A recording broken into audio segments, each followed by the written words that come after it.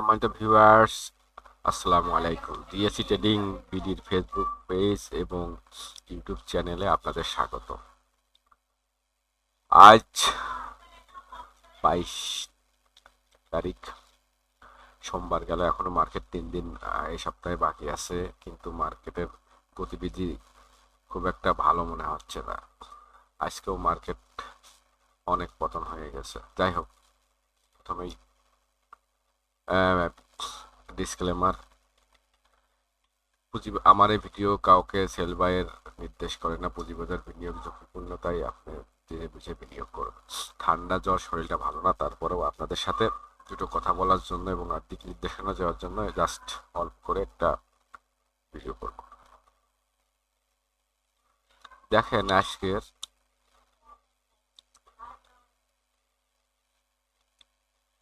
Market ম্যাপটা আমরা দেখলে বোঝা যায় যে অবস্থাটা কোথায়। ফার্মাসিউটিক্যাল সেক্টরে অনলি দুইটা স্টক আপ, ডাউন 31টা, প্রাইস অপরিবর্তিত একটা। ইঞ্জিনিয়ারিংয়ে আপ 4টা, প্রাইস ডাউন 38টা, অপরিবর্তিত 0। টেক্সটাইলে 46টা ডাউন, 3টা আপ, প্রাইস অপরিবর্তিত 9টা।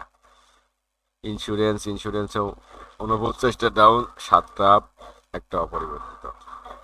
ব্যাংকের অবস্থাও তো করুন, 20টা ডাউন, 2টা অনলি 2 আপ এবং অপরিবর্তিত 9টা। মিসেলেনিয়াস তুলনামূলক ভালো, খুবই ভালো, ভালো তো না।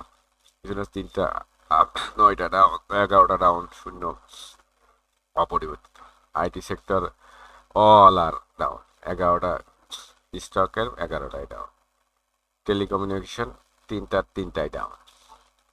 ফাইন্যান্সিয়াল ইনস্টিটিউশনের 13টা ডাউন, আপ 4টা, 5টা অপরিবর্তিত। সার্ভিস অ্যান্ড রিয়েল এস্টেটের 4টা স্টকের 4টাই ডাউন।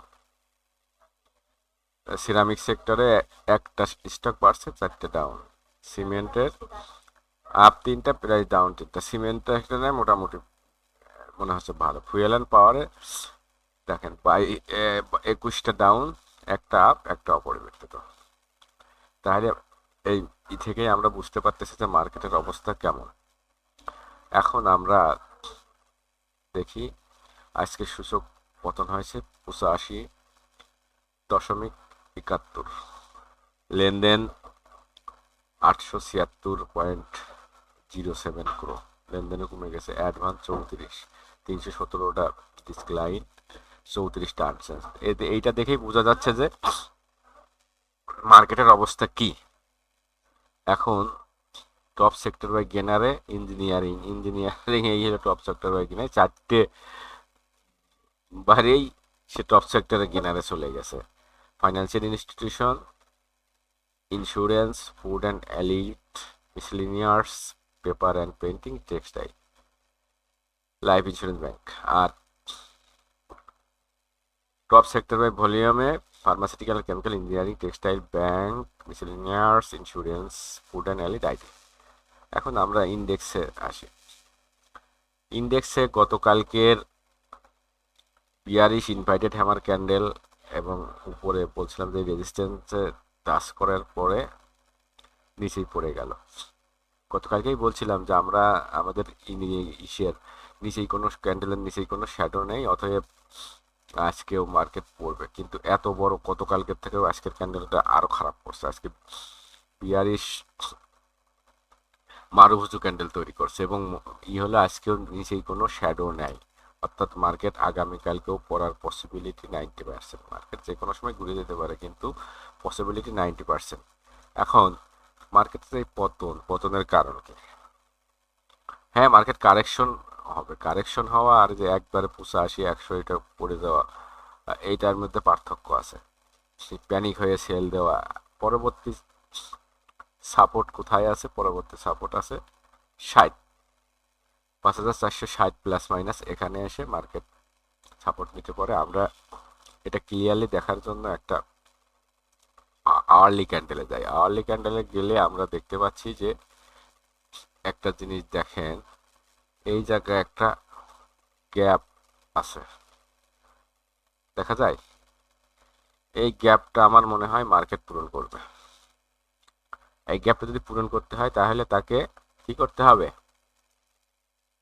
তাকে কারেকশন হয়ে এখানে আসতে হবে।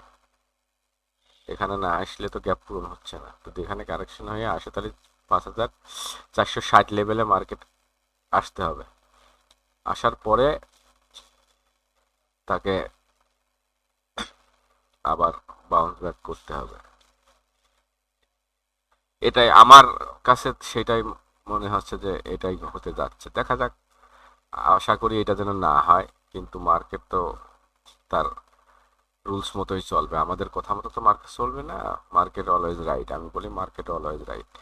এখন আজকের এই বড় কারণের কারণটা কি? মার্কেট কারেকশন হবে, কি হবে সব ঠিক আছে, কিন্তু আবার আমরা ডে ক্যান্ডেলে চলে আসি।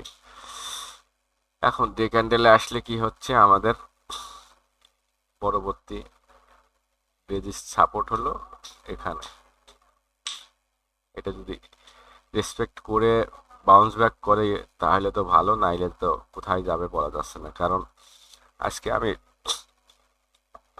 দেখলাম যে সোশ্যাল মিডিয়ায় গুঞ্জন শোনা যাচ্ছে যে কর্তৃপক্ষের সাথে নাকি আমাদের স্মার্ট মানি ভাইদের বেশ সম্পর্ক ভালো যাচ্ছে না। তার প্রমাণ তো থাকতে হবে, আর মুখে কথা বললে তো হবে না, প্রমাণ থাকতে হবে। প্রমাণ, আমি মনে হয় যে কথাটা ঠিক। দেখেন আপনি, অধিকাংশ যেসব স্টক প্লে হয়েছে গত বছর বা তারা 1 বছর, 1.5 বছর, 2 বছর ধরে তার অবস্থাটা দেখেন। প্রথমে আসি ডমিনেস। ডমিনেস দেখেন তো কি অবস্থা, একেবারে ক্যান্ডেলের অবস্থা খুবই বাজে, এবং সম্ভবত হল্টেড ছিল উল্টো দিকে। 9, হ্যাঁ হল্টেড ছিল। তারপরে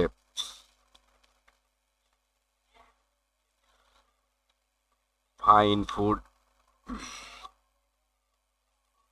ফাইন ফুডের দেখেন তো কি অবস্থা, ব্যাক টু দ্য প্যাভিলিয়ন হয়ে যাচ্ছে না মার্কেট এখানের থেকে।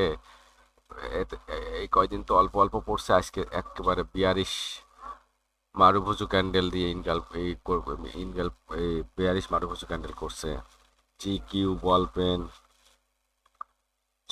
প্রত্যেকটা দেখেন 20, 50 এবং এখানে এখন সবগুলো অবস্থাতে কোনো সাপোর্ট পাপোর্ট কিচ্ছু মানতেছে না। তাহলে বোঝা যাচ্ছে যে অবশ্যই অবশ্যই কর্তৃপক্ষের সাথে এইসব স্মার্ট মানির একটা ভেজাল হয়েছে। বিডি অটো,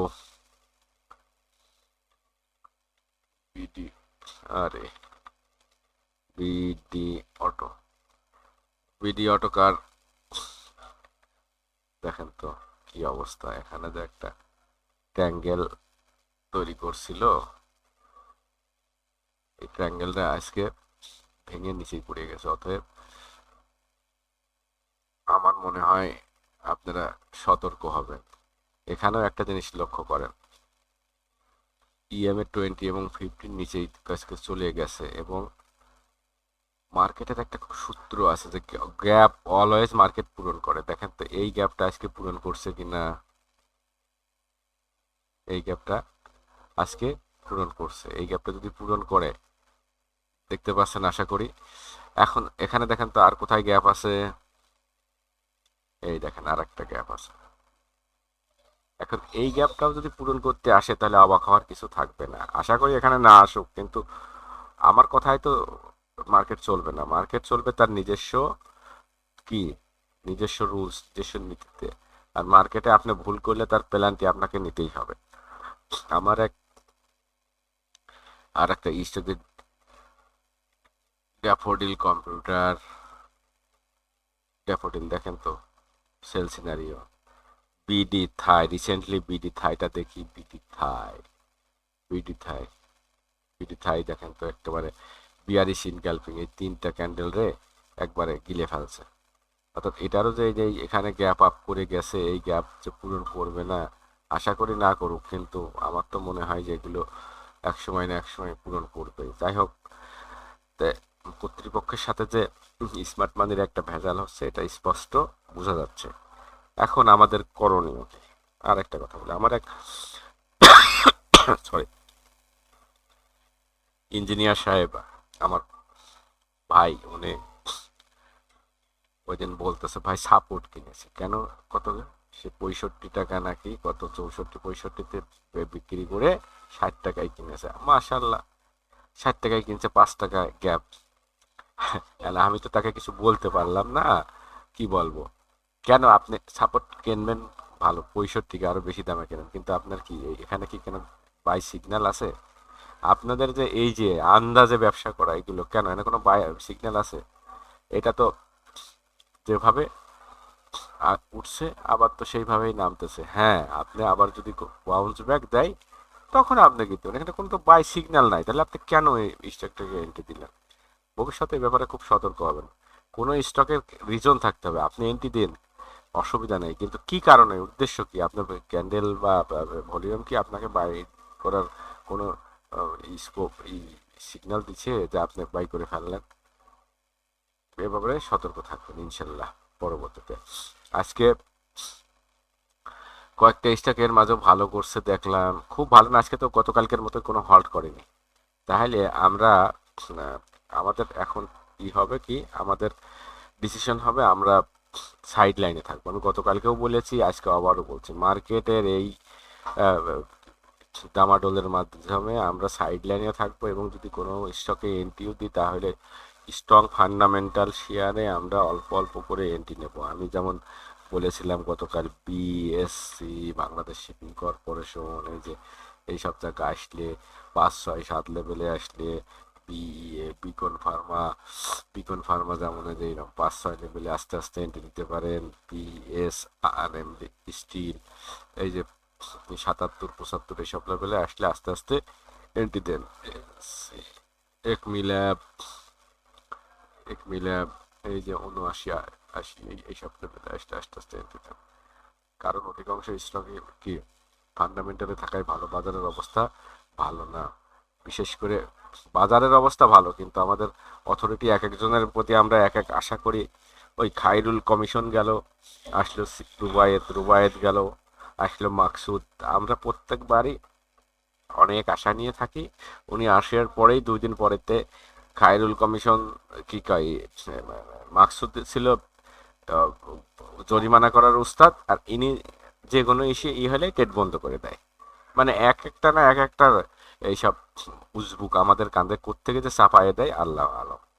যাক, আমাদের এর মধ্যে ব্যবসা করতে হবে। আজকে কয়েকটা স্টক দেখি ভালো করছে ফার্স্ট, এটা এই করে নিয়ে আমার কথা, সাবকো spinning bound back, half hearted bounce back আজকে একটু করছে, তা ভলিউম খুব একটা নেই। বিএনআইসিএল পাবলিকের কাছে শেয়ার খুব একটা বেশি নেই, এখন এগুলো কোথায় খাওয়াবে আল্লাহ আলম। বিএসসিটা একটা ভালো লাগেছে, বিএসসিটা 4টা আজকে মন্দের ভালো, অনেক ভালো। জেএমআই মেডিকেল সিরিঞ্জও ভালো করার চেষ্টা করছে, কিন্তু আসলে মার্কেট 85 পয়েন্ট মাইনাস হলে তো ভালো করা খুবই পসিবল হয় না। মনস্পুর হাফ হার্টেড একটা ওঠার চেষ্টা করছে। তারপরে কি শ্যাম্পুর সুগার ভলিউম নেই, যে করছে।